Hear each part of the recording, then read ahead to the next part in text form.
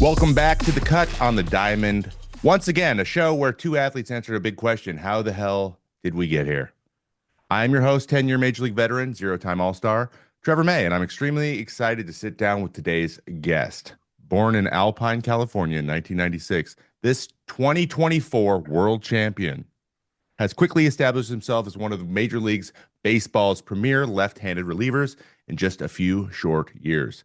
He struck out 289 batters in 214 innings, which is nuts. And though he hasn't gotten an all-star game yet, my guess it's only a matter of time. It's my great pleasure to welcome to the show Los Angeles Dodger and world champion, Alex Vesia. Alex, thank you for doing this, dude. I appreciate it. Welcome, man. Yeah, thank you for having me on. This is super cool. I'm happy to dive into basically, my story and Yeah, looking forward to shooting it. It's gonna be good. let's do it. It's funny. Everyone else I've introduced, I was able to find something like some other way to poke fun at him, like Tommy Hunter led the league in homers allowed once, and Cal Gibson like just broke 200 homers allowed for his career. So I just kept hitting Right. him with that. Couldn't find anything. Couldn't find anything for you, and it Hey, sucked. I was like, well, that's God, all what has right. this guy done bad? I could have Yeah. maybe mentioned the rookie year, but like it was like that's mine was horrible too. So I don't usually Right. go there. Yeah. But Yeah. yeah, Rookie year. That man. was a good You one. know what? That's a good one. You just got done working out, right? Yeah. I'm been on your Instagram. I saw recently you posted a little bit of a day in life. You got you're building out your compound there. Yep. Is that like the big project? How long have you been working on that stuff? Because it's like this Uh, year or last couple of years? so yeah. So my wife is the best. So we bought a house in 2021. Basically, COVID was the start. COVID, I was in Miami. Everything got shut down. Basically, Derek Jeter was our, the big guy over there. I don't even know really what his title was, but he Yeah. he said, you guys go home. This is gonna be a while. I'm like, okay, like I had just so many questions. I Hmm. walked up to him. I said, should I stay here? Because at that point was pretty much fighting for a spot on the 40-man roster. I didn't want that opportunity to slip by, and I didn't know Yeah. if they wanted to see me more or less or whatever. He said, nope, go home. Uh, we're going to be here a while. And I was like, okay. So that was on Sunday. Sunday night, I called my mom and my dad. They live in San Diego, and we have like this pool house that's next to our house. And I said, hey, is there any way that I can like turn that whole place into a gym? And my mom was like, sure, like yeah, go, like that'd be cool. And I was like, I'll buy the gym flooring because like it had like super old carpet. Yeah. Yeah. It needed renovation. Anyway, I said I'll buy the gym flooring and I'll buy all the gym equipment. And so Monday morning was my flight back from Miami to then San Diego, and from the airport we went straight to Dick's Sporting Goods. And I walked into there and I was like, can I get the manager? And he takes his earpiece out and he's like, yeah, what can I help you with? I said, I want all this. And it was all their gym. Like you go into a Dick's Sporting Goods and there's Yeah. It's all dumbbells, set up. kettlebells, the Yeah. squat rack, the weights. And he like looked at me like what? And I just knew like that all the gyms were going to be closed and like we were going to be, quarantined and all that stuff. So I was like, I want it all. So literally we filled up my dad's truck, drove it to their house, and that was like the start of like having a home gym. And I was, to walk out of the back door, up a couple steps into that gym and work out there from literally, I mean, I did my weighted balls in there. I did all my workouts. I did all my post throw, all that stuff. And I mean, I was in there from nine o'clock to about 3 every single day, and that was the start. And then going to 2021 when we bought the first house, I originally wanted to put a big building in, and I wanted to make it basically like 40 feet wide and like 100 feet long. We bought like a 2 acre lot, and Is then this I in the then I San got Diego area? Are you no. This still is down here there? in Arizona. In Oh, you're in Arizona. Arizona. Okay. Yeah, I'm not here. I'm in Peoria. So we we got 4 or 5 different bids for it. My vision and my price range too ends of the universe. It wasn't even Yeah. close. Yeah. I know So what then that's like. I called my financial advisor. I said, "Hey, this isn't going to work. Can I like sell my house, take the equity from the house, and then just roll it into a new house?" And he was like, "Yeah, sure, no problem." So that took about a year and a half. And then after the 2023 season, when we finally we got knocked out of the playoffs, 2 days later, I signed the papers for this house. And then that same night, I was up until 2 or 3 in the morning, laying the gym flooring, putting all the gym equipment in that I had bought. That was the first thing that was done. The bed was still on the ground. We had no furniture. We had nothing. But the gym, prime. It was perfect. So I've incorporated the cold plunge. I'm incorporating a sauna. I've got a plyo wall. I've got the turf mound. I've got the clay mound. Um, yeah, and guys come and work out here, all the time. Actually, one of your good buddies, Lucas Urseg, he works out here pretty much. Yeah, my guy. Monday, Tuesday, Thursday, Friday, he comes in, and but yeah, we've got a bunch of different guys, and it's guys that are in professional. They're in the big leagues, they're in the minor leagues, they're indie ball guys. I mean, I don't discriminate to anybody. Even high Sick. schoolers have come in and thrown and stuff like that, and because I mean, if any opportunity for guys to get better, I'm all about it. So it's cool. I've got basically the trainer. His name's Eric Yavarone. He owns Five Tool Connection, and that's Okay. the program that I do and whatnot. And then all Ryan Yoshida.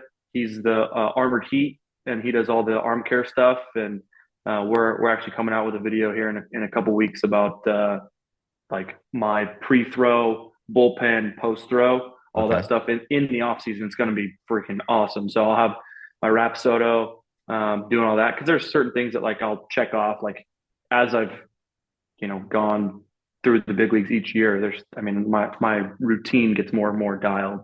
So it's like Bro. I'm hitting perfect things day in and day out, and it's a 24/7 job. That's how I take it. I don't miss workouts. I don't do any of that stuff. But let's kind of push it back a little bit further, right? Let's obviously the big league stuff is really important, but it's never an overnight success. A Yeah. lot of people, it's a lot of that.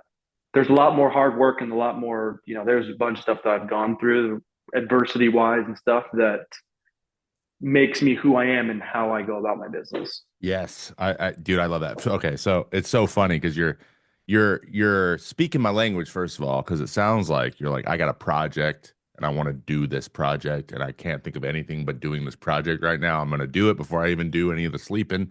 The Oh, my studio that I'm in, if anyone's watching this on YouTube, watching the video version, you can see behind me I have two computers and this room was my room. It's my whole top floor. This was done before anything in this house was done either, and we also bought it in 2021. So I'm hearing you loud and yep. clear. But we will get into, and I want to talk about all of that and how having guys come through and having all that stuff. We're gonna get into that. But Oh yeah. let's go back a little bit because Alpine, like you mentioned, where you were born, and your parents live in Alpine, or was that just like the hospital you were No, born in? You were they've been so yeah, they've been in Alpine. okay. So I'm 28 and they were in there they've been there for 30 years, the Okay. same house. Okay, cool. Awesome. So this is for anyone who doesn't know, Alpine's just outside of San Diego. So you're a SoCal guy. Yep. You're actually the first guy we've had on the show so far that kind of grew up in a place that was a little bit of a baseball hotbed. I mean, Southern California Yeah. is one of the big areas. Southern California, Georgia, and Yep. Texas, Florida. Like those are Oh yeah. where the half the league's from, and then the rest are Dominican. So it's like I'm from Washington. I had two guys from Indiana already. So like Right. they're like, hey, we played baseball for 6 weeks and then we couldn't play anymore. Oh yeah. So I can't wait to hear about this. You grew up in a baseball hotbed, really competitive. Yeah. So let's talk a little bit about you mentioned the little league, the adversity and stuff. So Oh yeah. what was that process? Let's just go from little league to the high school to figuring out what you're going to play beyond high school and, Yeah. and some of the things that happen there. Yeah. So Little League, I mean, I, I wasn't the best player, right? I made the all-star teams, Mhm. but I would say, let's see, you have 9 kids on the field. I think there was another let's say 5 or 6 kids as alternates. Yeah. I would say I was those those kids. Like I wasn't in the starting lineup. Okay. I wasn't the star pitcher. Um, but it doesn't say that it doesn't mean that like I wasn't good. Like I love playing the game. Um, like making the All-Star team was obviously it was a really great achievement, Mhm. and it was always it was cool. The One of the memories was I was a 12-year-old, didn't know if I was going to make the All-Star team, and there was like a knock at the door, and I guess my parents knew. And like, hey, go answer the door. I walk over there, and I unlock the door and open it, and there's like three balloons, and there's two stars, and then in the middle it says like you are an All-Star, and I just was like that was as a little kid I was like, oh my gosh, I just made the All-Star team. So That's like cool as that, hell. it That's was a super cool. Like I awesome way to loved, tell you. yeah, yeah. It wasn't like mom or dad going, hey, you made the team. Like no, like there was a little bit more of like a production there, and I think that was someone's mom. I don't know who it was, but shout out to her because that made it so much more special. So going fast forwarding a little bit, going into high school, I had to make the decision to go to Granite Hills or to Steel Canyon. Both Granite Hills, super. They're very very good at baseball. For me, baseball like wasn't when I say it wasn't like a super high priority. Like I tried out for the travel ball teams. I played some travel ball teams, but I didn't play for any of like the super big, well known teams. I mean, I Which tried there out are a for lot like of them down there. there's Yeah. a lot of them now. Yeah. Yeah, I mean, yeah, it's a bunch. But my dad was super big on having time off Mhm. because of how much I played like throughout the year. So Mhm. I had a little elbow thing where it was like the growth plate and like the ulnar nerve and like it was tingly and whatever. And I was 12, and he shut me down for like 6 or 8 months, and he's like, "Just go be a kid, like you're good." And I was like, "Okay," and I didn't really think of it anything else, right? I live in a small town in the mountains, so like we had 80 acres behind us, so I had like paintball, I had like my motorcycles and bicycles, and like I didn't have video games, I didn't have iPads or anything like that. I didn't grow up doing that. My dad had me up at 7 a.m. on the weekends and was like, "Go play, go, Go build a fort. yeah." Oh, and That's what I did. I Forts. had a bunch of them. Yeah. But then also like we would go out to the desert. That's something that I was 14 and we sat down at the dinner table. My dad was like, my mom and my dad were like, "Hey, do you want to ride your motorcycle or do you want to play baseball?" And I was like, I'm riding my motorcycle. That was like my dream. I follow supercross racing Okay. more than I follow baseball. And that's wild. I know the riders. I know like I geek out with all those guys. Like even to this day. Oh, to this day, yeah. Oh, So like that's sick. we'll go. So if it times up right, we'll go to Anaheim 1, which is at Angel. So this is hilarious. When I think of Angel Stadium, I think of Supercross Anaheim 1. I don't think of the Angels. You don't think of giving up a home run halfway up the wall? You don't think of that? No, nope, not even close. And that's just like a childhood thing because that's what we would do. So, um, but yeah, I wanted to do that really bad, and my parents like, "Okay, it's really expensive, and we couldn't really afford it. And they were like, we'd like for you just to, play baseball, whatever. Like, okay, we would still go out to the desert, but like when kids would be playing travel ball weekend after weekend after weekend, I'd be in the desert, So I think it like there was that happy medium where like I Mm. wasn't burnt out on baseball when I was 18. I have friends to this day, right? I'm like, hey, you want to come and come to a game? They're like, I hate baseball now, Yeah.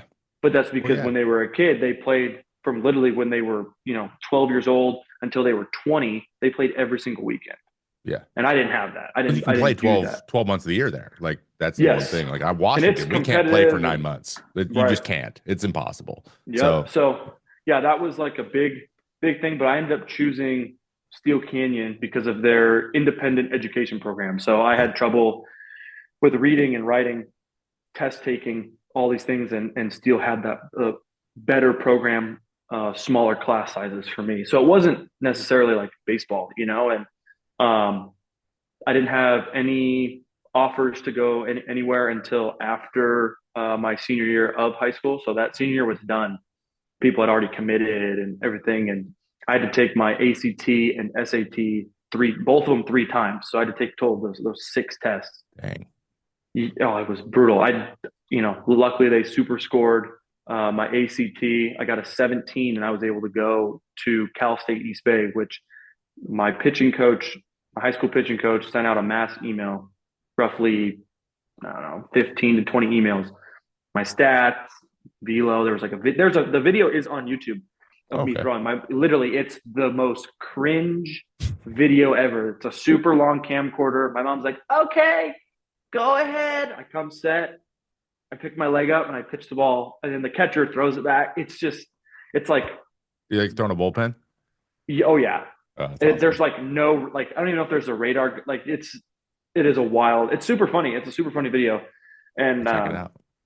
yeah, yeah, you literally just type in Alex Vesia and it's literally like third or fourth one on there usually. Okay. But so I did that, and then so I committed to Cal State East Bay. They sent me, the head coach called me, hey, we really like your stats. We'd like to give you, it was roughly a 50 or 60% scholarship. The pitching coach would contact me daily, right? Hey, how's your throwing program going? Blah, blah, blah. 2 weeks before I go to college, I get an email from him. Hey, just want to let you know, I'm no longer going to be the pitching coach at Cal State East Bay. I'm gonna be the pitching coach at basically, it wasn't like a rival college, but it was another college in our same CCAA division. Okay. And I was like, all right, like, I don't have a pitching coach. So my whole freshman year, it was like our head coach was like our manager, obviously, but then he also like would kind of run the pitchers. But then there was a couple, like 2 seniors that like they ran the show. So there's just no pitching coach. They're just like, oh, No well, pitching coach. yeah, I guess No that's what you got pitching to coach. do. I went there thinking I was going to get maybe 10, 15 innings on the year. 2 guys were ineligible. One guy got hurt. So that was all, that was, the starters were kind of, MIA. And that's when our, pitching coach came up to me and was like, here you go. You're starting today. I was like, what? I wasn't even built up to 3 innings. And that start, I ended up going, roughly, I think it was like 6 innings. College, it's, Yeah, go. all bets are off, So I had a really good freshman year. I had a really good sophomore year. Junior year was terrible, really bad. Like, just couldn't get anybody out. It was, dink hit, homers, whatever, right? It was just, a tough junior year. I thought I was going to get drafted then, and ended up, nothing, right? And at that point, I was like, I'm done. I'm over it. Like, not going to, junior year is supposed to be your Yes, year. the time. Yeah. And, basically I just, I was like, I'm over it. I was supposed to go play for the Alaska Gold Panners. And my college coach, he goes, hey, like, I want you just to, like, because there was roughly 2.5 or 3 weeks left of college of, like, we had finals and stuff. He goes, get through finals. Let me know. Get through finals and then make your decision. Like, okay.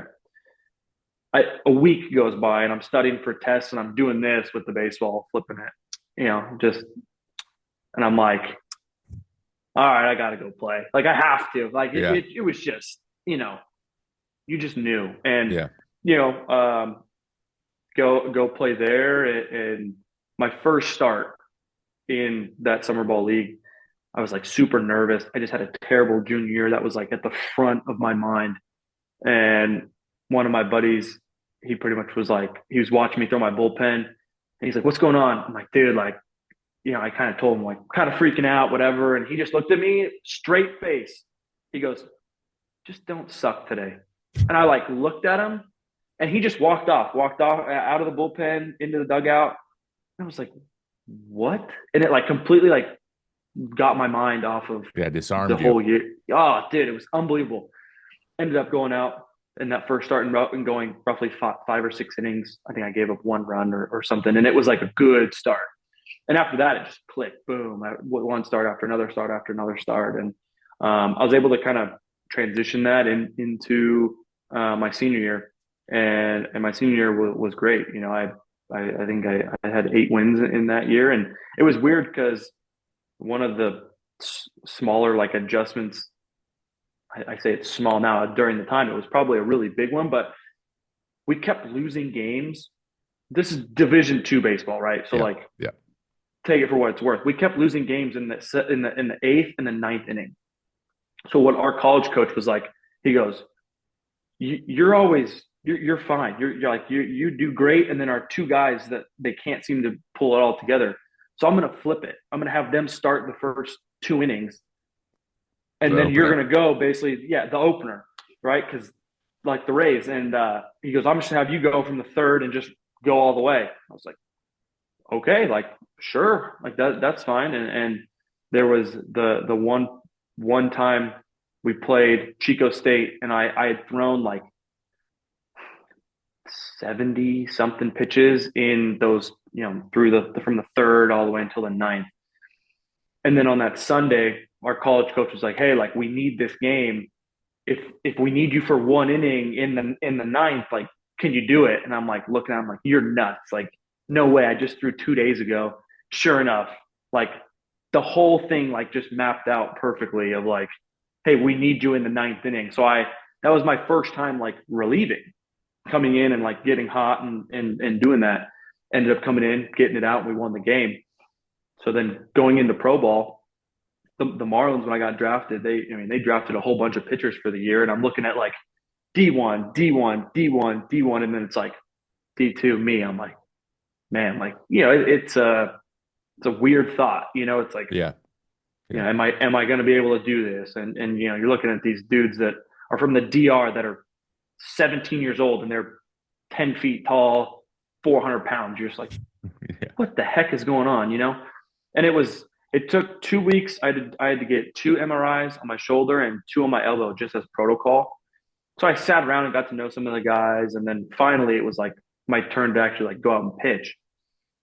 And we're Florida rookie ball, and I'm out there. It's a million degrees out, Mm. and this lefty steps in the box, and I threw the first pitch, and he swung like right through it. And after that, like all of my like nerves and stuff just like went away. I was like, okay, I can do this. Like we're all the same. Like baseball, it's the exact same.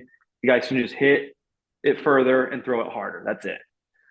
So going into the 2019 season, we basically just, I did all my preparation and whatnot, and I felt like I was, I followed their throwing program. My first bullpen, I was 84, 85, and they were like, "What's wrong?" And I'm like, "I've been throwing for 6 weeks. Like, this is your throwing program. I need like way more time than that." Yeah. Yeah. Yeah. So that was a learning curve, and like, but they basically told me like, "Hey, do you want to be an extended, or do you want to be in the bullpen? Like, we don't have any like starting positions for you to be a starter." And I was like, "I've never done the bullpen, but I do not want to be extended. Like, send me to Clinton, Iowa." Yeah. So, So so for it's anyone, by the way, just anyone at home, extended spring training yeah, is I did it too. You go through spring training, you don't have a team to go to when spring breaks. So and then anyone left over goes back to rookie ball basically. I believe short season didn't even exist for you. It was just low A or it was extended and then wait yeah, to be on rookie ball again. We had short season, which was like somewhere in between. It's not yeah. even a That was thing. for Williamsport, first year crosscutters, or draft. that.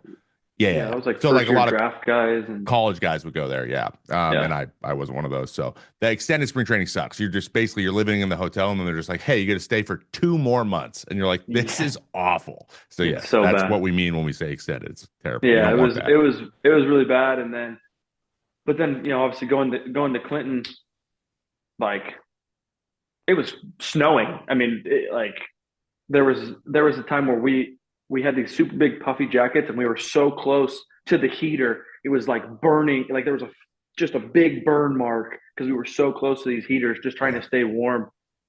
And I was still like 86, 87, right? And I was freaking out because I wasn't like I'm watching some of these guys, they're 95 already. what were And you at when you were drafted?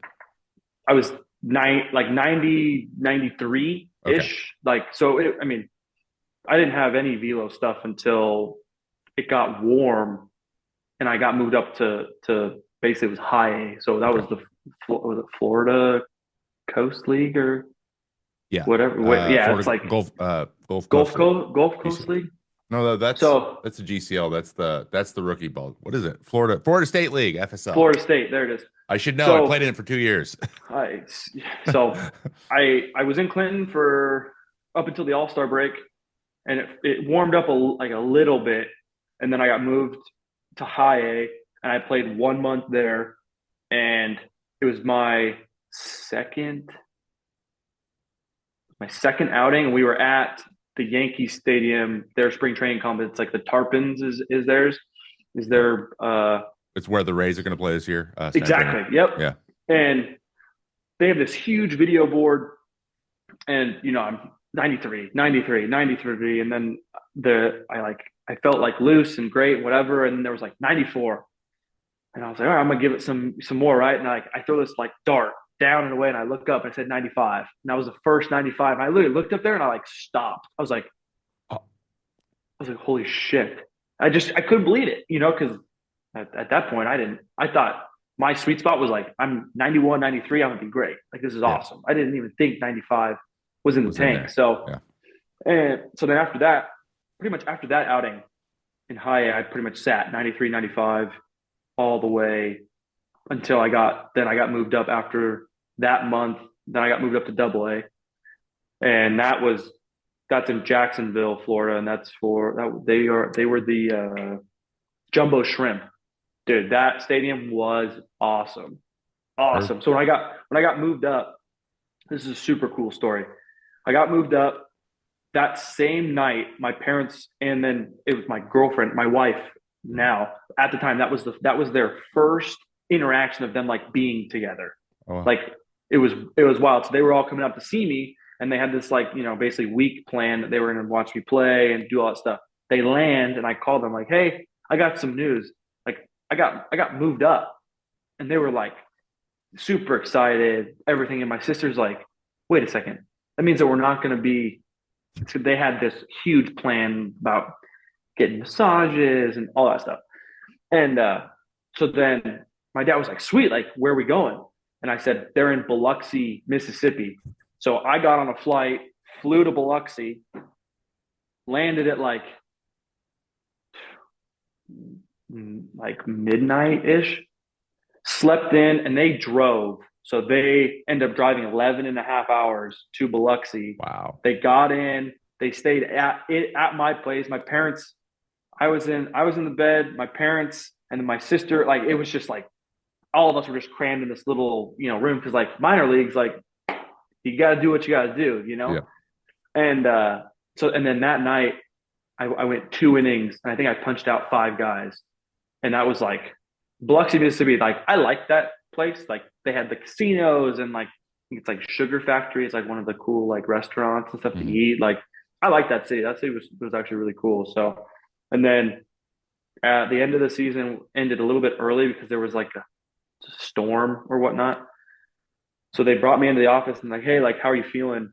And I was like, "I feel fine. Like arm feels great, no issues, whatever." And they're like, "What are your thoughts on like playing in the Arizona Fall League?" And I literally said like, "What is that?" And they're like, "You don't know about the Arizona Fall League?" I was like, "No, man. Like I know the minor leagues, I know the big leagues. Like, yeah, I'm not that baseball savvy." Yeah. And they're like, "Oh, this is where all the top prospects go, and this is like stuff to like showcase your stuff." And I was like, "I'm not a top prospect." And they're like, "Well, you're making a case for it." And I Yeah. was like, "Let's do it. I mean, that's closer to home." It was awesome. So the Arizona Fall League was, I didn't give up a run in that. I think I had 10 or 12 appearances. I made the Arizona Fall League like all-star team, and we ended up winning the championship. So like we were on a good team. We played with some dudes. So um yeah, that was that season, and then going into the 2020 season, we had COVID and everything, and that was brutal. And like you said earlier, my stats for my 2020 season were ridiculous. I made my debut in Philly, and then uh, that literally I made my debut that night. The next morning, I get a phone call, and they're like, "Hey, yeah, you tested positive for COVID." I was like, "Okay," and I was one of the 18 guys on the Marlins, or 11 or Yeah. Yeah. whatever it was. And they're like, "We're gonna need you to stay quarantined. we stayed there for like 3 or 4 nights. Then we took there was 5 buses that drove us from Philly to Miami. It was like 18 hours because we couldn't fly. Yeah. We had to like stay. There was a bunch of different regulations. So we did that, and then I was in a Marriott hotel for 25 days Oh probably. my God. And That I'm telling is you, I didn't even open up the sheet or the curtains. I played video games, and I had to throw it like I had a baseball, and I put the mattress up against the wall, mattress up and I against the would just wall. freaking pepper that thing, dude. Yeah. And that was that. And then they basically after the 25 days, we did like a heart test, and then I threw on Monday I played catch, Tuesday I threw a bullpen, Thursday I threw live to hitters, and then by Saturday I was back up in the big leagues, and I was 88. Control was all over the place, and they're Oh like, yeah. "Yeah, your command's just not the same." I'm like, "I just spent 30 plus days." I'm like, What do you "What are we expect, doing? guys? What are we doing?" Yeah. Yeah. So Yeah. their biggest emphasis was I didn't have a slider. They're like, "You're not going to be a successful big leaguer if you don't have a slider." I was like, "Okay, like that's fine." So then, basically, that whole the 2020, like going into the 2021 season, that off season, I mean, there was bullpens. I threw 100 sliders in a bullpen, just slider after slider after slider. Me Okay. and my pitching coach that I had, his name's Mike Spears. I love the guy to death, man. We've gone to absolute war, but he had reached out. We got together during 2019, and like just he's worked with me and helped me out, and he's in Tennessee. He was in San Diego for a little while, then he moved out to Tennessee and stuff. And I mean, we got it in a super, we got it in a pretty good spot. And I went out to Miami, out to Florida right before spring training. I threw a bullpen and I threw live to hitters to Jazz and Miggy Rowe and Lewis Brinson. I'm throwing them sliders like, hey, how is it? Because like Yeah. I wasn't concerned about the fastball. The fastball, I mean, Yeah. was always jumping, and they were like, yeah, like it looks pretty good, whatever, blah, blah. And after that live, I went back home. I was just about ready to play video games. I put my headset on and my phone started ringing from one of the big, or one of our big guys. Hi, how's it going? We talked like 2 hours ago. He's like, yeah, I wanted to let you know. He's like, you deserve the respect of like hearing it from us. I was like, Yeah. okay. He's like, Not Twitter. yeah, exactly. And I was like, okay. And he goes, I just want to let you know that you've been traded. I was like, what? So you weren't expecting it because that was my question. Oh, Some absolutely people not. see it No coming. You way. didn't see it No coming. way. Dylan Floro, correct? Dylan Floro. Yeah. Yep. And so I'm like, I was like, okay, like, all right. And they're like, we want you to keep it hush hush because there's another player and he doesn't know about it yet. But and then then they give you the spiel Yeah. of like we Yeah. loved you and blah blah We blah loved you, and but yeah, it's a business, right? You're a yeah. number, you're a puzzle piece. I get it. And I was like, right before they're like, okay, like, do you have any other questions? I was like, wait a second, like, who did I get? Like, where am I going? And they're like, oh yeah, we traded you to the Dodgers. And I was like, no effing way. And like, you heard people in the background like laugh. Yeah. And I for some weird reason, when I heard like player to be named like later or like there's another player, I thought that I was like a secondary piece. Yeah. Like I thought big name like MLB player and then Yeah. Yeah. me And on then the you. side. Like and then it broke on Twitter and it was like Alex Vesia for Dylan Flora. I was like, wait a second here. Like it didn't really dawn on me. I don't know. It was weird. It was just weird. But I called my mom. She was in Costco. I'm like, Mhm. yo, I got something for you. I just got traded. And she's like screaming in Costco. Called my dad, and my dad, so in that pool house that we have in San Diego, he's a machinist. So he Okay. makes parts for off-road vehicles and stuff like that. He was working with a client at the time. So I called my girlfriend, wife now, and was like, hey, Kay, like, you need to go get my dad. And she was like, well, he's got a client now. Like, I don't want to. I said, you need to go get him right now. She walks out there and it's on speaker. She's like, Alex wants to talk to you. And you hear him in the background go, I'm with a client. I'll talk to you later. I just Yeah. scream in the phone, I got and traded. And my dad's like, what? And he like runs over and I told him and blah, blah. And it was like the funniest thing ever. But yeah, we were all like, this is awesome because like being closer to home, I mean, it's an hour Yeah. and 40-minute drive for my parents, like, and They all just of won our the all of World our Series. family.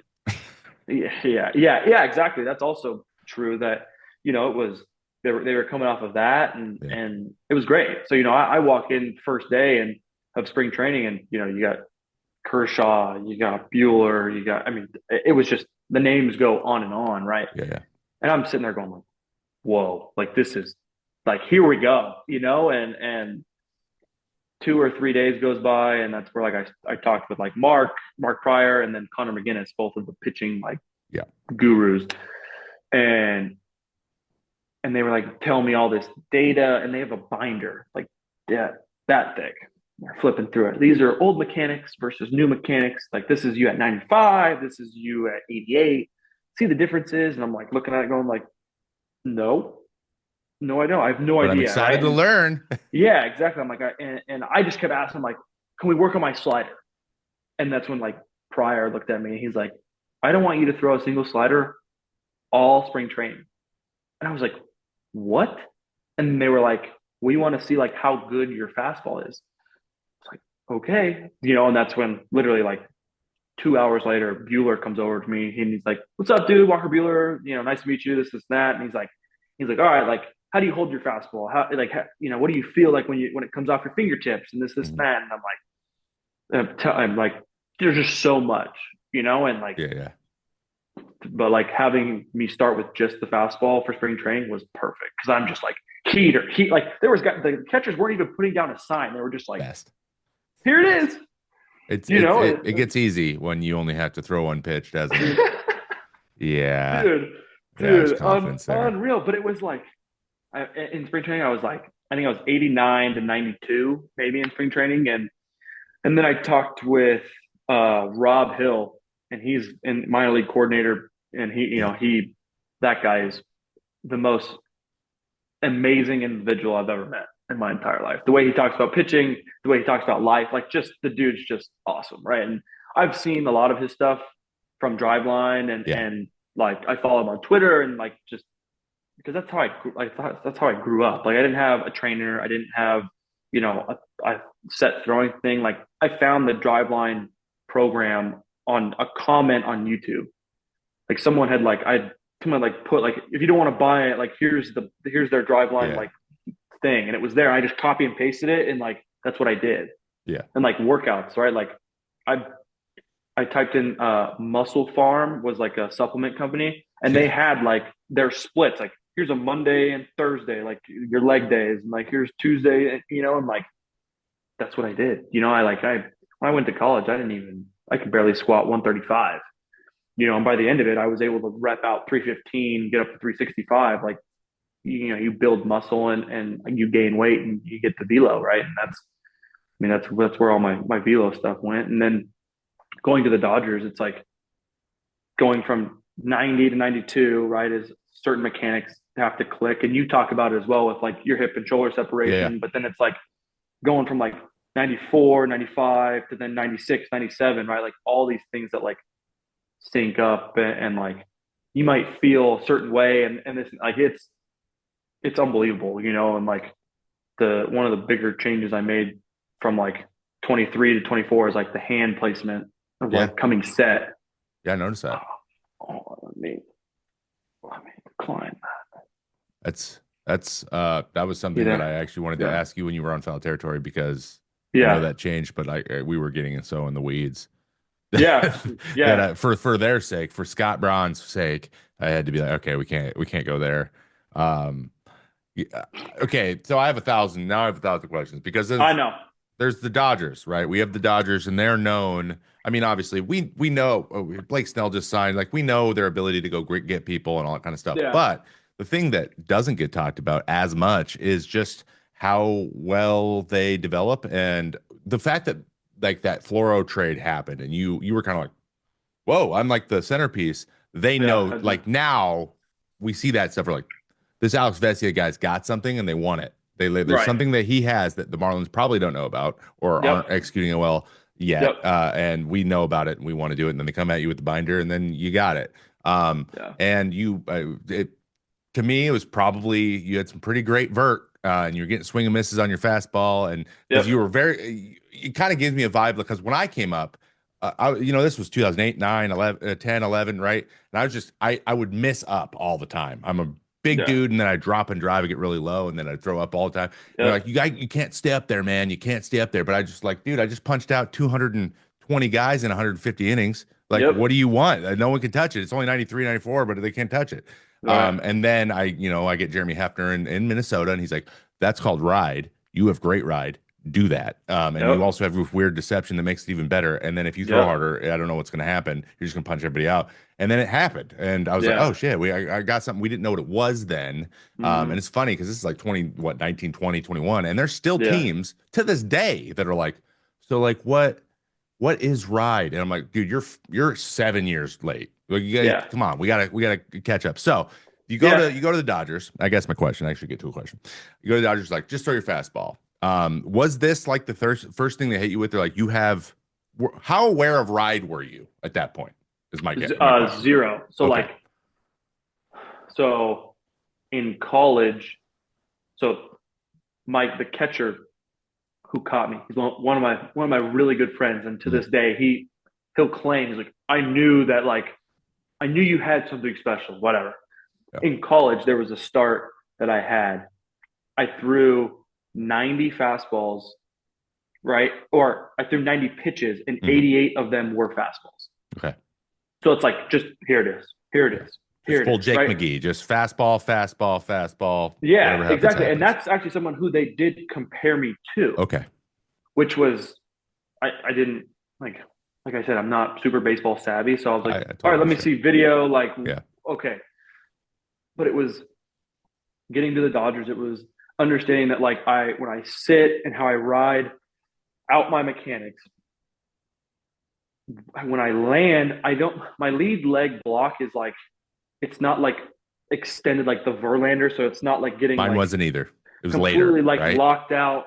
But I do like I plant and then I rotate Yeah. around it, but it does make it like lower. It does lower my release height. Okay. Yeah. So So it's like like your a low blocking is a release. little later. Mine was also so like I would extend through it. I had just crazy strong quads, because my I, stride's so long. You have a long right. stride too, right? You have long extension Yeah. ish Yeah. for your It's. body size. I Because would I'm think a huge so. dude. So I mean, Yeah. I would say it's.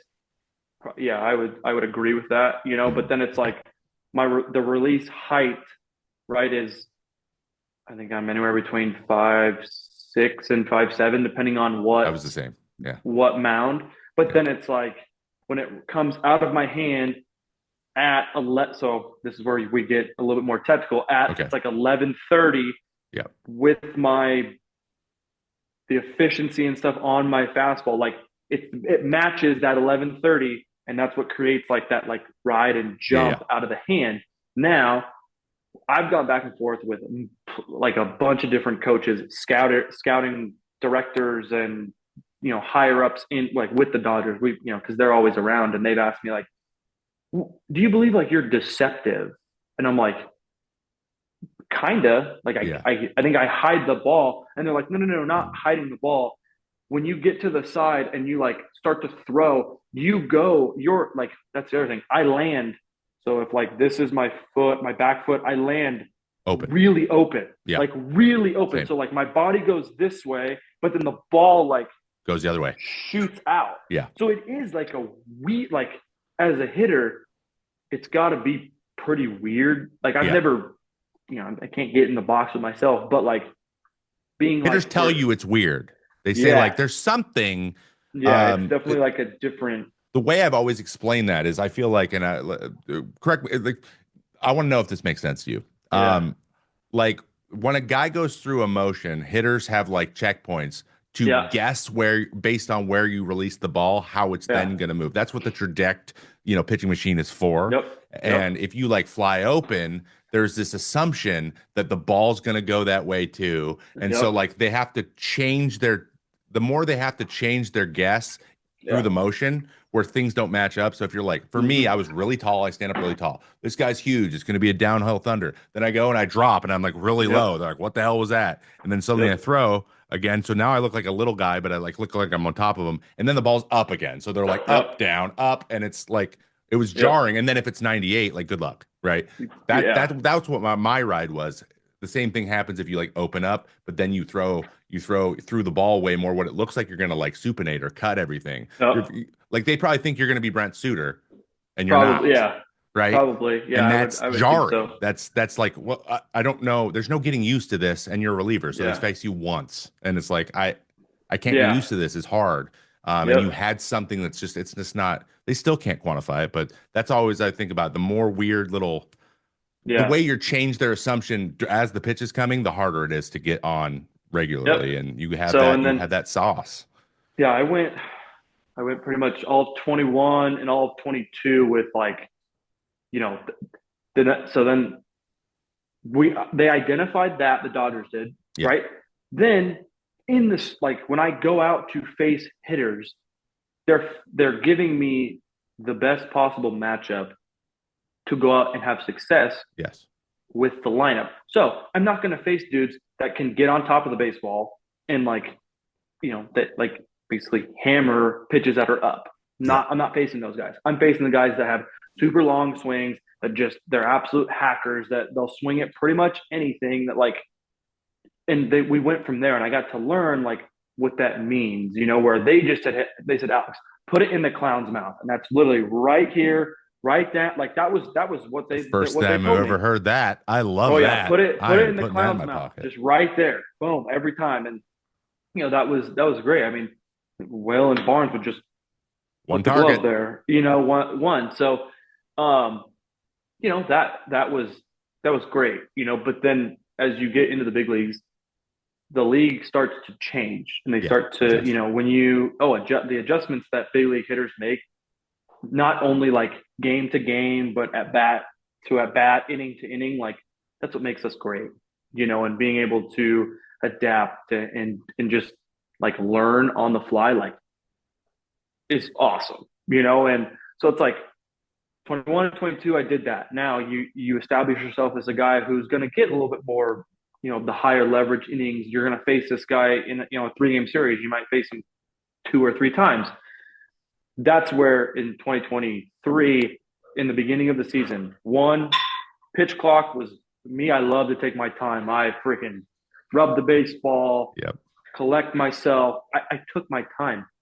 Hey, I had to make the adjustment of that, and it took a lot longer than I wanted it to. Yeah. But hey, it is what it is, And This from was 23, there, right? yeah, And yep. it In the was a beginning, tough year, right? basically like the first 3 or 4 months, it was tough. After the All Star break, everything was like Everything a was good. lot better. I had So, the same but year. I had the same there year. was there was like two like big things. Was like I was in 22. I was starting to throw the slider. I could land it. It was a little bit better. Whatever. 23, like I had it was good, but I would always yank it. So like it was into the right, and then it was like off the plate to Ball to lefty, ball. Ball to ball ball. to And you have ball. depth, right? There was depth on it. It wasn't as much Yeah, it so it's wasn't like as much sweep.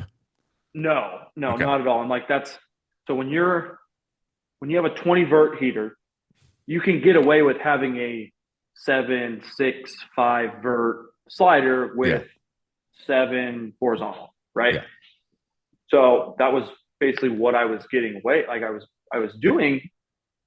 But when a big league hitter reads the scouting report and it's like, yeah, he doesn't ever land his slider for a strike, and you look up there and you're only looking for just spin like a heater at the top, and then you see a slider, all they would do is just freeze, and they would take the chance of it being a ball.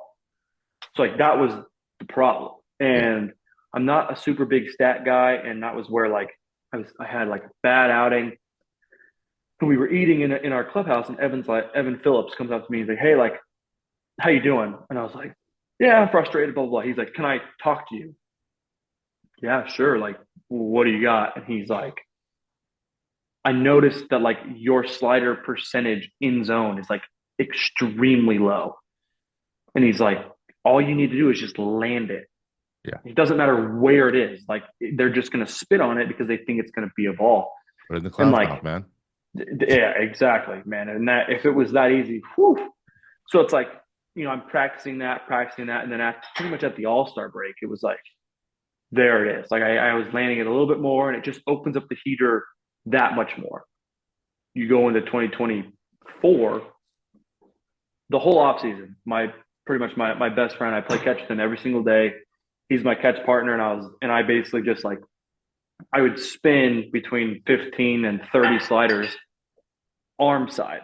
So it's like Yeah. it's not yanking it. It's got to be arm side, got to be arm side, got to be arm side. And then I was able to like figure that out. And then going into spring training, I'm getting my mechanics good. I'm like, 90, 92 and with the velo. But then like sliders, it was like, boom, I land it. And it's just like confidence after confidence, just building that up. And like, if I didn't do that in the off season, like I definitely like would not be, they definitely wouldn't have the season that I had because like I was landing sliders to righties. And then I was also like back footing sliders to righties, which was huge. To lefties, it was like landing it and then, down like on the back of the plate. So like where Yeah. like where it's Over the back, plate. not Over the plate in the over air. it. So they had Yeah. to make a decision. It's like, and I was getting swings because like the in zone strike percentage was higher. Yeah. So when a hitter like sees slider, they have to make the decision. And when you're covering 20 vert, and then this year the slider was like 3 vert, so it had a lot more depth. I mean, you're covering a lot. Yeah. So And they look like that's each other a lot more too because they're over the plate. yes, yeah, Like and it when you wasn't threw like your slider off the yeah, plate, it couldn't be a fastball because you never threw yeah, it there. So like they knew it was only one yep, option for the pitch. Now when you're yep, throwing the slider over it, it could be a fastball too. So that's another wrinkle. Like yeah. Ryan Helsley, that's literally the Oh reason yeah, he's so good. He's just north and south. He throws the death ball, yep. and it's not He even also that great in he the also vacuum. sits It's just 100, but I that mean helps. But again, yeah, you gotta be like, I gotta, and he only gets 18% whiff on his fastball, but he gets 50% whiff on his slider. So you're right, like, without one, the other one doesn't work. And that yeah, sounds like what they started to work together as opposed to yep, being completely separate. yep. So it's just the small adjustments and everything like that's that's the name of the game, Mhm. and I mean there's you can say there's tipping, you can say that whatever, but like if I'm confident knowing my pitchers are doing what they're doing, you're out. You're Yeah. out. It's not Yeah. even, it's not even close. But yeah, the data and having it match, and then it's like, the thing with the Dodgers is like everyone's on the same page, right? Yeah. Our strength and conditioning guys, they've got us doing exercises that, oh, you're not getting into your back hip or you're not rotating into your front hip enough. Like that's coming from like coordinators and pitching coaches going to trainers like the water bag movements that we do and like the stick mobility stuff and like my biggest thing is when I come into spring training I'm way too tight. I lift Yeah. way too much. I lift way too heavy. I like that. Yeah. It's just Well, you something got a I've gym always in your done. house. Yeah, What it's you do something in that your I gym, that man. I that I always have done and whatnot. But at the same time, I also think that I I'm a little bit more durable Yeah. throughout the season. That like I'm strong and like yes, I might not be getting to like super good positions, but like as I loosen up over the course of the season, like where I make my money, it's not necessarily like April. Yeah. I make my money October. Yeah. Like that's so it is okay to like not, I mean, if my first month season numbers are terrible, I'm fine. Yeah. But Yeah. in October, when it counts and then there's zeros and a lot of punch outs and low walk rate, that's where I'm going to make my money. When it matters, yeah. How you finish, not how you When it start. matters, that's absolutely. So and it's like the constant adjustments and everything like that. Like it comes with like I take it as serious as you possibly can, Yeah. and it's like not missing days of throwing and not missing, workouts and stuff like that. Like, I work out 7 days a week. I throw 6 days a week. Like it's just What it takes. something that I always do. And it feels like I'm the most prepared going into spring training. And then when the coaching staff like pumps the brakes for me, like I'm good with that. I'd much rather like pump the brakes than try to play catch up.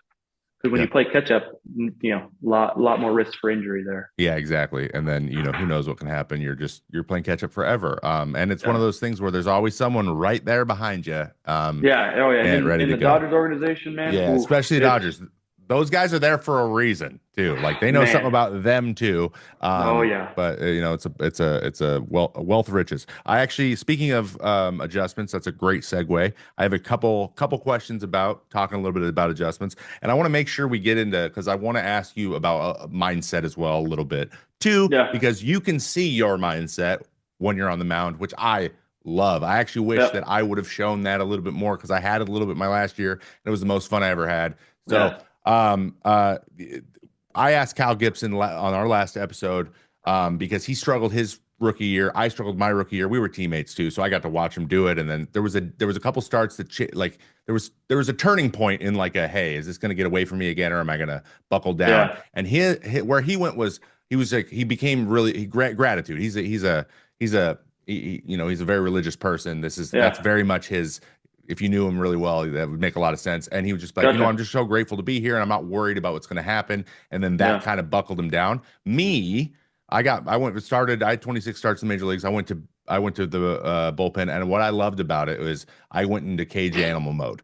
I would be like, Yeah. phone rings, make it up, and now I'm like a raccoon in the back of the cage. I'm like, there's only one way to go, and it's forward, and Oh the yeah. hitters in front of me. So let's go get Yep. them.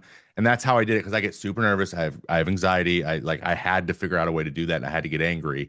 And that's the way I operated. And I'm assuming I'm going to guess that you're more in that direction. But was Yeah. there a time, or did you have this probably going into pro ball and you had it got it in college? But is that a what? How does your switch flip when the phone rings? Where do you go, or you go out there Yeah. and things aren't that great, or like double. You walk a guy and then a guy hits a double in second, third, and you've thrown three pitches. You're like, how do I keep these guys from scoring? I got to go somewhere else. Where do you go? How does that work for you? Yeah. Yeah. So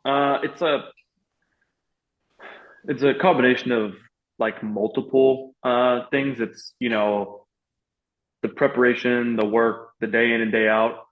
I truly believe like I am the most prepared, Okay.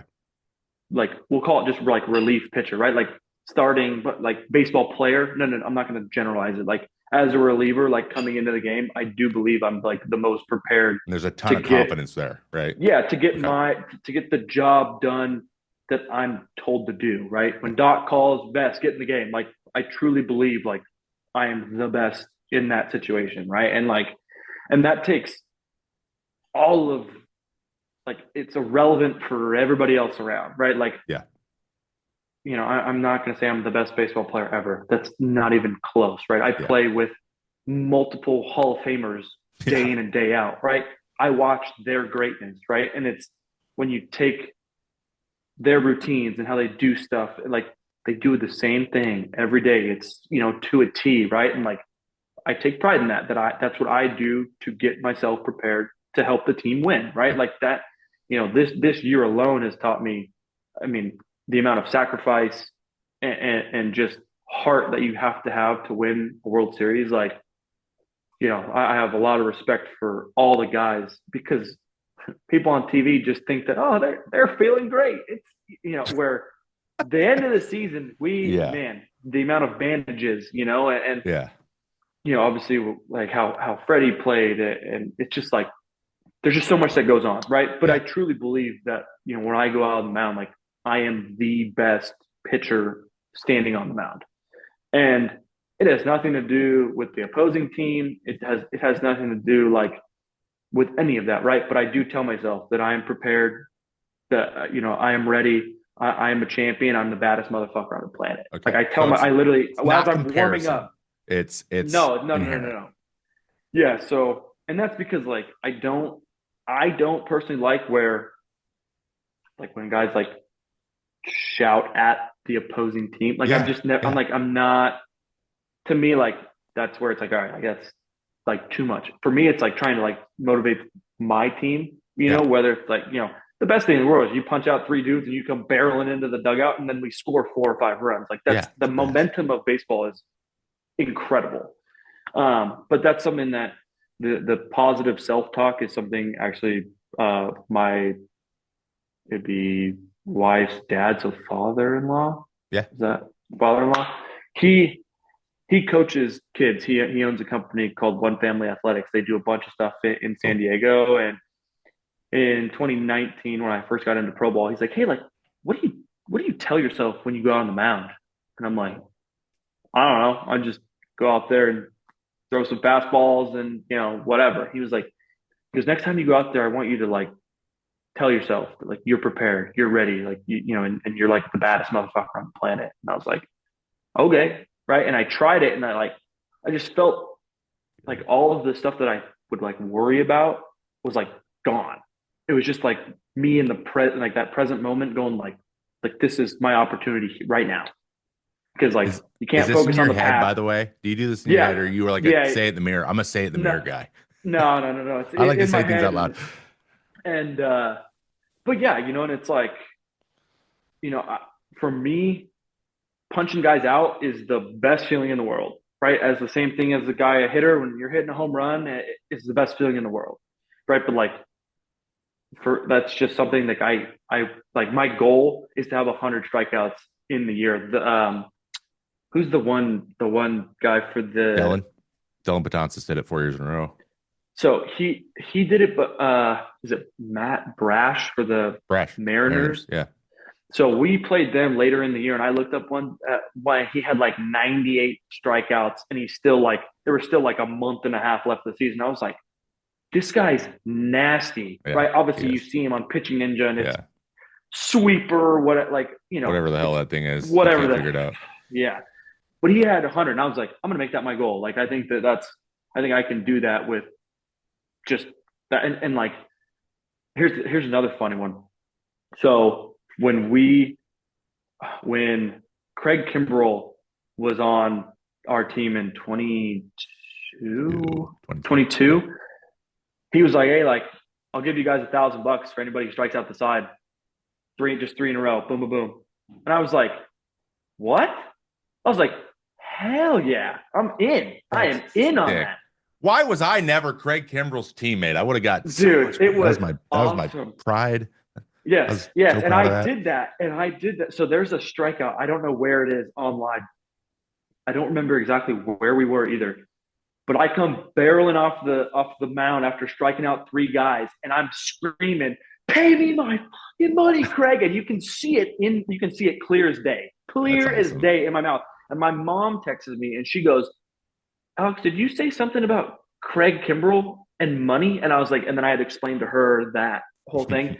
Funniest thing in the world, man. But yeah, I did that like 3 or 4 times, I think. And as like a rookie, Oh yeah. I was like Big deal. $1,000, sweet, like super cool. So like that, like kind of carrot in like the front of me, like punching out three guys, like that's something that I worked a lot with our mental skills guy about having like the small goal, right? Because like Yeah. as a reliever, you're in it day in day out. You're supposed to be hot, so it's like Yeah, that's like the only thing we have too. It's like it's that's the it. coolest thing we have. It That is is. it. I mean, if like yeah, and I mean going into like arbitration and what like having a low ERA means absolutely nothing if you have zero holds and you have zero saves. Like Yeah. it means absolutely nothing, You got to show right? So it's like, dominance. You got to show oh your yeah. dominance. So Yep. and I mean that whole that the arbitration situation for relievers and it is wild, right? But like that's a conversation for a whole Another day. nother because that's another hour Part plus two. conversation. Part two. Yeah, We'll go into that.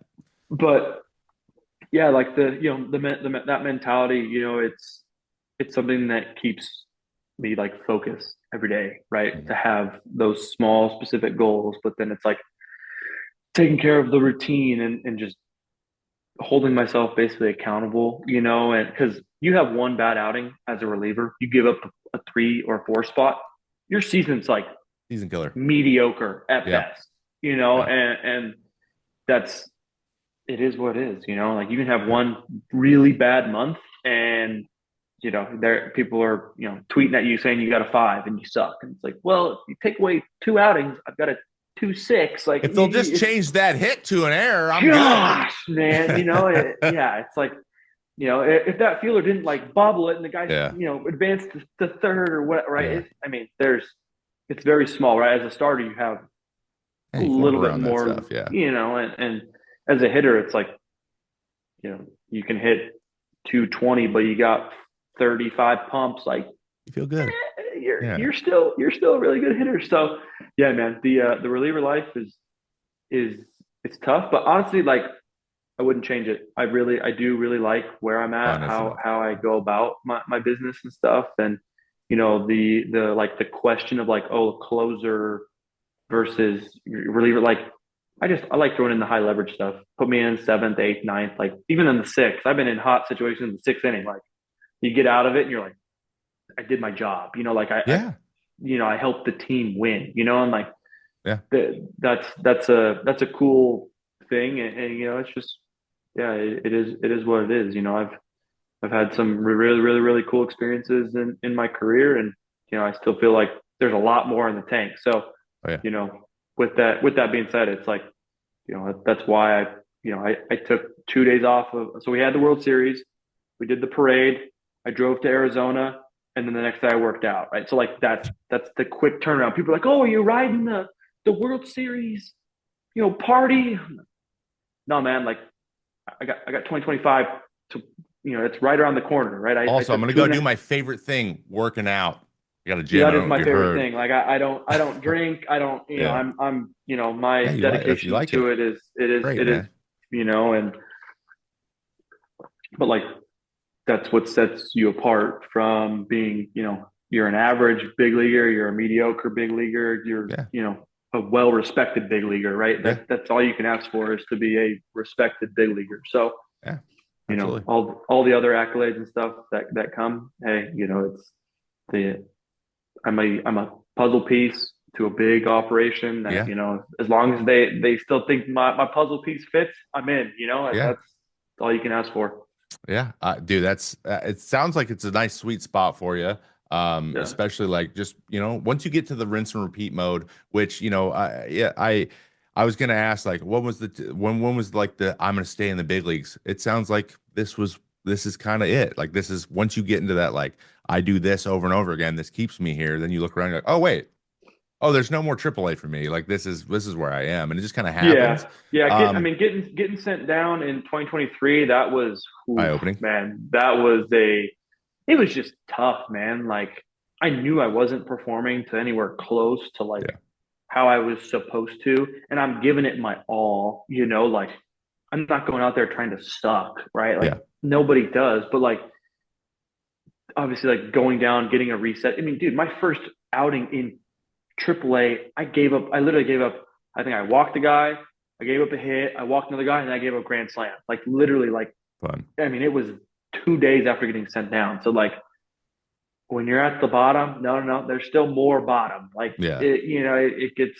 But from there, it's like, you have to just rely on the routine and like what you're doing, and just believe in yourself, and all that adversity, like, I wouldn't change it for anything. I wouldn't change my junior year adversity. I wouldn't change that, my 2023 adversity, because like, all of those were such big building blocks of like who I yeah, am and how I go about my business. And it solidifies that, like, it doesn't matter what I go through. I know that, like, how I go about my business, I've had a lot of success with that. mm, I'm not, ignorant or naive to the fact, like, I know that there's going to be things I'm going to incorporate down the road, and I'm always open to learning and stuff. And yeah, it's like that's what makes the baseball so fun, because like, you're you never like, oh, I've got it figured out. Like, you're never that. You yeah. like, Because then they'll as figure it out, and then you oh got to yeah. figure out what figuring out means again. But it Mm-hmm. sounds like you have the if I employ my process, then I will figure that whatever that thing is, this will Yeah. take me there anyways. Yep. Which kind of like you talked about being sent down to 23, and this is going to be my like kind of last question maybe about the Yeah. the pitching before I let you go because I know you got something to do here in a little bit. Or But in 2023, you mentioned the clock. I was another guy. I struggled hardcore with the clock. I was also in Oakland. There was all kinds of other stuff going on. So that made adjusting hard. yeah. Young catchers, people not really Oh them yeah. asking for stuff, them to do stuff. They just stopped doing it in the middle of the outing and whatever.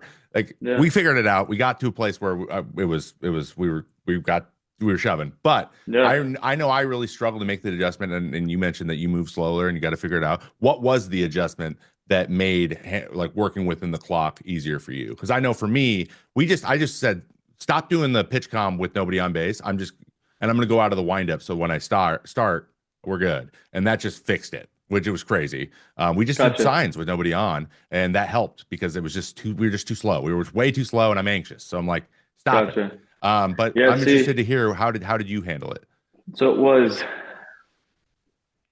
for me, like, I don't, the, I'm very like OCD with certain things. It's Yeah, just me, right? I, the baseball, right? It comes like people think it's just a white, pearly baseball. yeah, It's rubbed up with dirt, yeah, mud, but when it sits, it turns into dust. yeah. That's what it is. So At least in California. there's a thin layer of that dust that surrounds the baseball. Now, from team to team, field to field, clubby to clubby, right? Yeah, It's all done differently.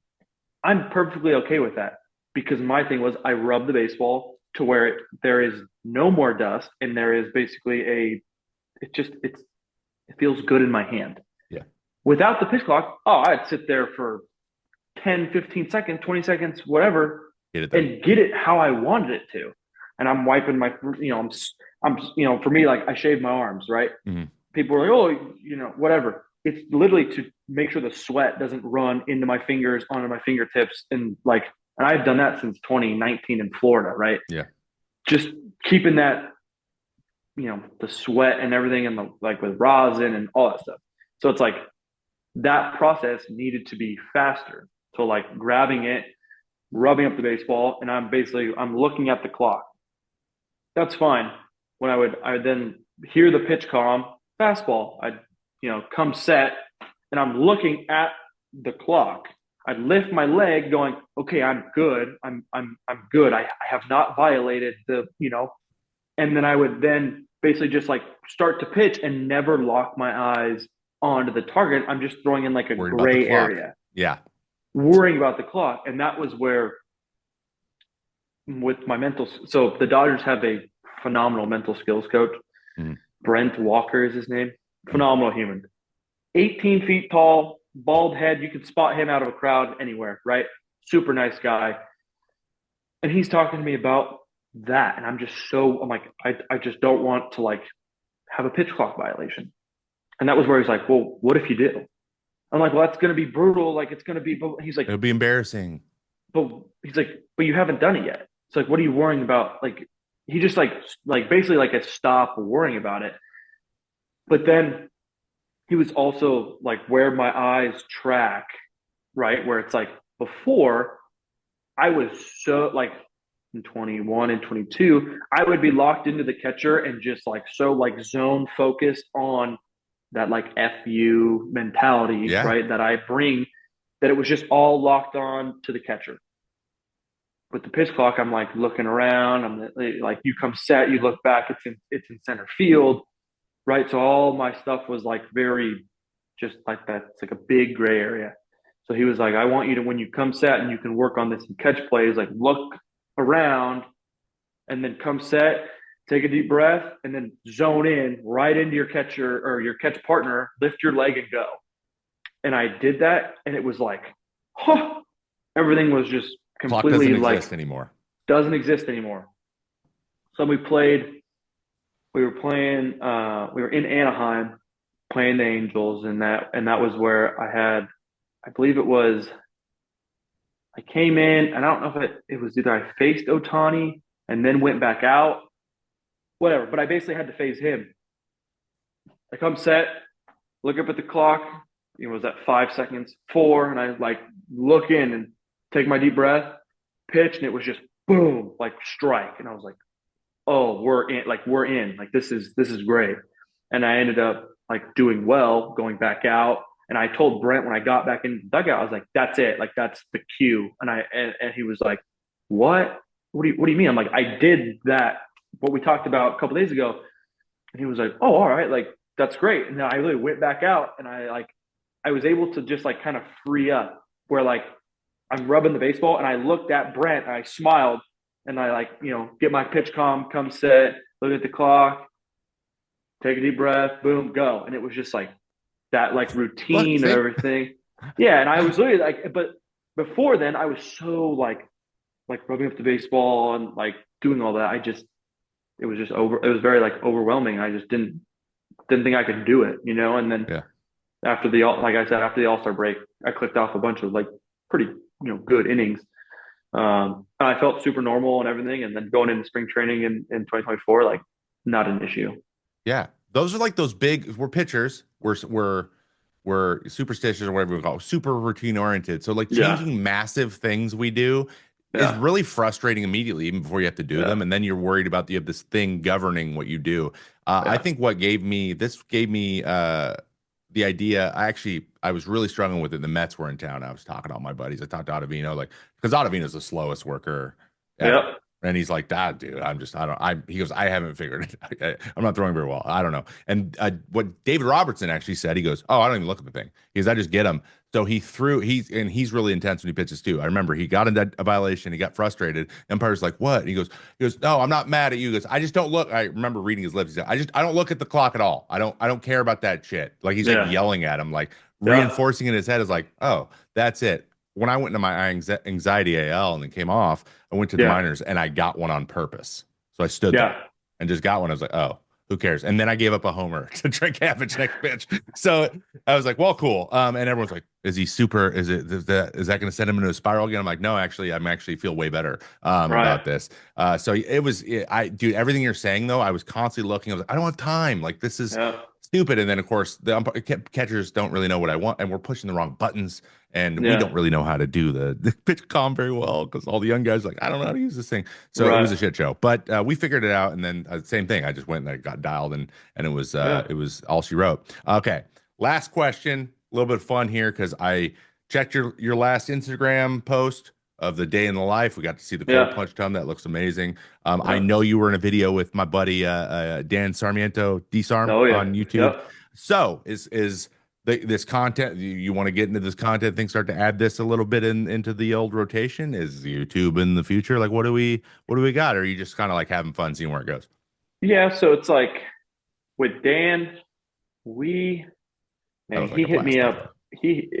He's awesome. He He is is, great. I and love those he kids. sent me a DM, and he's like, hey, I want to do like he had done like I think it was a podcast with one or two other big leaguers. Mhm. He's like, I want to do like a day in the life.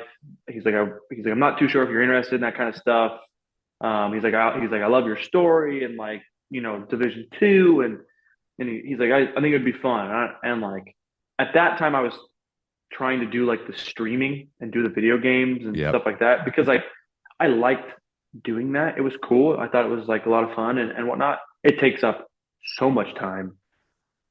And energy. Wow. It's kind of hard, And isn't it? wow. Talking to Yeah, it people is. that long. It is unbelievable. So I kind of wanted to do that. So we ended up doing that video and it did really good for Yeah. them, and then I've done content with like Eric Sims and doing like the live at bats and stuff like that. And it it just gives it a better perspective of like what we go through, where it's like Yeah. you like if you're in high school and you're going through, you're working out, you're playing catch, like it's the same stuff that I do. Yeah. Except mine For might the be most part. maybe it's a little bit more focused, Yeah. or maybe there's a specific thing that I'm working on or whatever, right? And it's like the day in the life videos and stuff like that. Like the cold plunge for me this year, a couple buddies of mine and we were all like kind of shooting the shit, and that wasn't like the cold plunge like it kind of like blew up. Yeah. It's getting real big on And TikTok. Everyone's cold plunge. Everyone was mouth yeah, taping, and right, and I was like, which I I'm still gonna do. see like what it's all about, and I didn't have anything at my house. So then first day of spring training, we get our blood drawn, we go through a little physical thing, and I get some swim trunks, and I just hopped right in because we have the cold plunges there, and Yeah.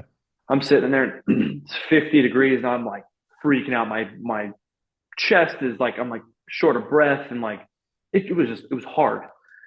And I got out, took small a small like shower, and and then like started my day, and I felt awesome. it was great. So I just like told myself I'm gonna do that every single day. And basically I did do it every single day except for when we had days off because I wouldn't go into the complex or go to the field or whatever. And doing that now at home, like my wife and I do it. So like this morning, I woke up at 6, literally put my swim trunks on. I walk right out there. It's the first thing I do. Get in the cold plunge. Yeah. 5 minutes. It's at 45 degrees, and it just makes me feel like super awake. I'm not foggy. I'm not like I just I've done the hardest thing that day already. The rest of my day is awesome. It's great. It's the best. And so like the content and everything, like I would love to like put out more. The only thing that's like it is a tough, it's like a double-edged sword, right? It's great, but then at the same time, like social media is brutal for mental health, where seeing hundreds of comments, especially like you have one bad game, right, or a tough outing, or like at some point, like I walk the guy, right, and multiple DMs that are terrible, and it's Yeah. like those words, yes, they mean nothing, but like seeing them over and over and over again, like Yeah. especially in You're 23, human. like when I was going through it, like it's not what I wanted to see. So it's like deleting Twitter, like and having like all the Instagram stuff like censored, right? Like those are things that like you know. But now the other side of that double edged sword, where I've helped out probably 50-ish kids, and I'm not saying I'm like not just to get them to the Yeah. big leagues, but like where they're having trouble with high school, like their command, or the couple of guys in college, like we watched their velo go up over certain drills and stuff. Like to me, like that's super cool. Like I love that stuff. Like kids will message me, hey, like I have a question about yeah, and a lot of them are the mental side of like stuff. Like I always tell them like I'm trying to like not be so hard on myself or whatever. And um, for me, just to send them back a DM, like it immediately like just brings up just their mojo of life. Like, Yeah. Yeah. and I would have loved to have had that as a kid in high school, as Yeah. that would have been awesome. Right. And I've done a few camps and stuff with my father-in-law, and he's, it's just with how short my off season is this year, we weren't able to do one.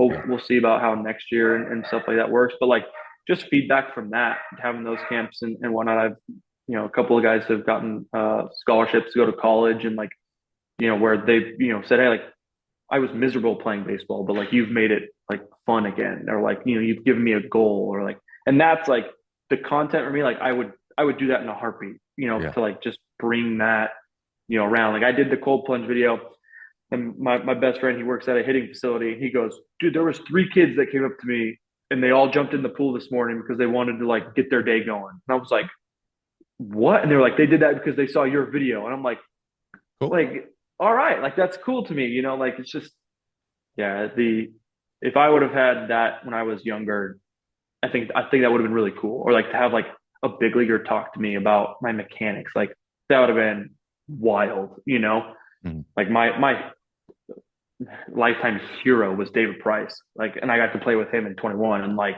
oh man, that guy What a is the guy. best. He's great. Yeah, he's the best, man. He's But like one of like the just to like, first guys to ever talk to me from another team, just randomly walk across the field. What yeah, up, team A? The yeah, changeup's looking nasty. I'm like, hey, Bryce yeah, knows who I am. What the yep, hell? Yeah, he's yep. cool, man. He's awesome. Yeah. So yeah, the content stuff. I do like it a lot. I really do, and I think there's like times and places for it for sure. And in the off season when I don't have a lot, like my days are very simple, right? It's Yeah. roll out, stretch, plyos, play catch, workout. That's it. Yeah. I don't have a little one. I don't. Yeah. We have 2 little That'll dogs, change but things. yes, it will. I Yes, can it tell will. you. And and in the future, I know I'm gonna have to adapt and stuff like that. But at the Yeah. same time, like it'll be all good. But I really appreciate you having me on, and Yeah. Of maybe there'll course. be a part 2 to this sometime. I don't. Yeah, I Hey, think so, man. I we think can we so. can do this. We can do this all day. So And hey, yeah, this isn't the only thing I do. So, anything else you would like to come on and just talk about baseball, talk about what's going on, I would love to have you, man. Alex perfect. Vesia, thank you so much for joining me on Cutter Than Diamond. I'll let you get out of here. I know you got stuff to do. Yeah, all Everyone good. at home, please comment, like, subscribe, 5 stars. Help Oh us yeah. out. We appreciate it. And we want everyone to know about Alex's story and everyone else who comes on the show after this. All right. That is Cut on the Cool. Diamond. We'll see you next time. Thanks, Thank Alex. you. Yep. See you Thank you. guys. Thank you. See you.